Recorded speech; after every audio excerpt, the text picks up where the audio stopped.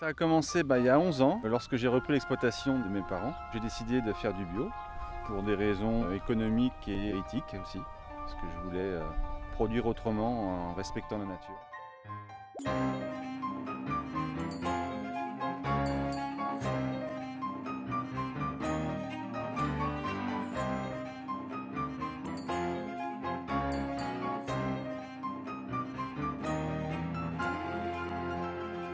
Je suis agriculteur bio depuis 5 ans, parce qu'avant je faisais du conventionnel.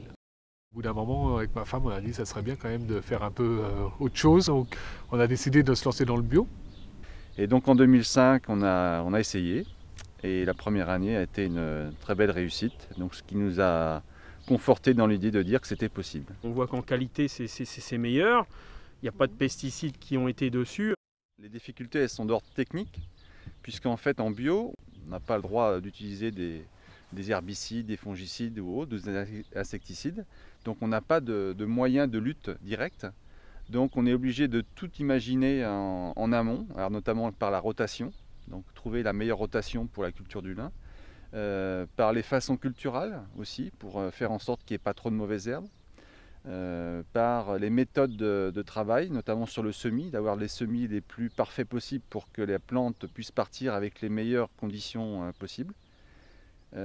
Cultiver en bio, et le lin c'est encore plus vrai, c'est toujours faire en sorte que la culture soit 1 à 2 longueurs d'avance par rapport aux mauvaises herbes ou par rapport aux autres plantes qui sont dans le sol. Ensuite on a un autre souci, c'est un tout petit insecte qui s'appelle l'altise, qui a tendance à manger les plantules de lin jusqu'à stade 7-8 cm. Donc ça peut même jusqu'à faire mourir le pied de la plante de lin.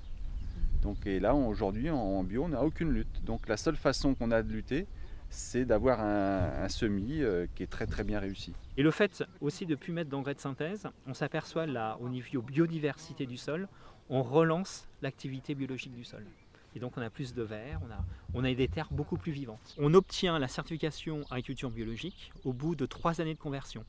Et alors pour parler simplement, donc il faut 1000 jours sur un champ, sans engrais, sans pesticides, pour être converti, pour avoir le label agriculture biologique. Produire bio, c'est produire en respectant la nature. Et des gens sont de plus en plus réceptifs à ces notions-là. Le fait de savoir qu'un vêtement a été produit avec des fibres qui ont été produites sans pollution, avec le plus grand respect de l'environnement, je pense que c'est très très important.